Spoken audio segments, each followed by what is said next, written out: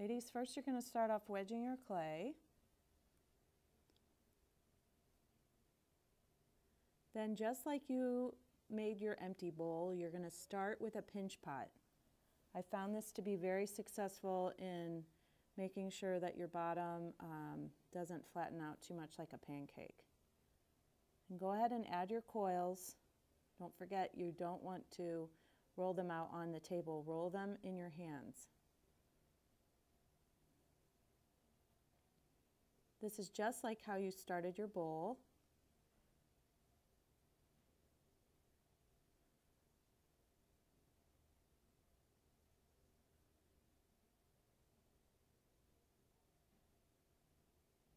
Make sure your seams don't end up at the same spot all the way throughout your piece.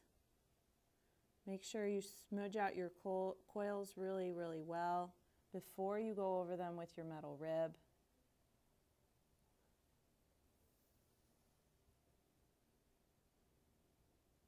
I smudge the outside, now I'm smudging the inside. I'm building up my piece, and then I'm smoothing it out with my metal rib. I use my left hand as support so that it doesn't collapse.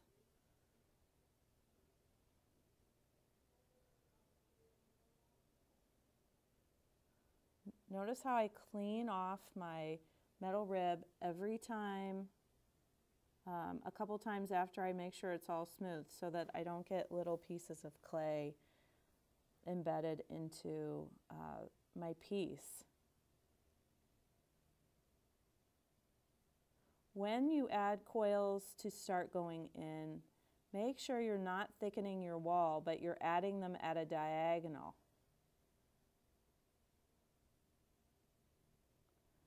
This piece must be totally smooth because you're adding terra sigillata. And as you've seen in the video on the Glogster, you know that when you add terra sigillata, your piece must be totally smooth because you're burnishing it with plastic. You're smoothing it out. Notice how when I go in, I'm still using my left hand as support to make sure it doesn't collapse.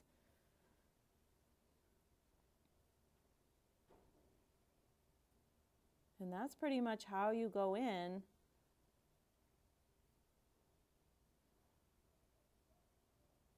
Close off your piece, make the top a little bit smaller, and then you can go in or out that way using coils.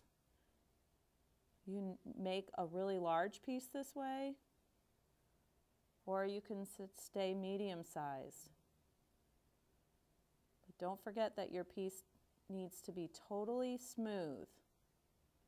Really use your metal rib to smooth it out.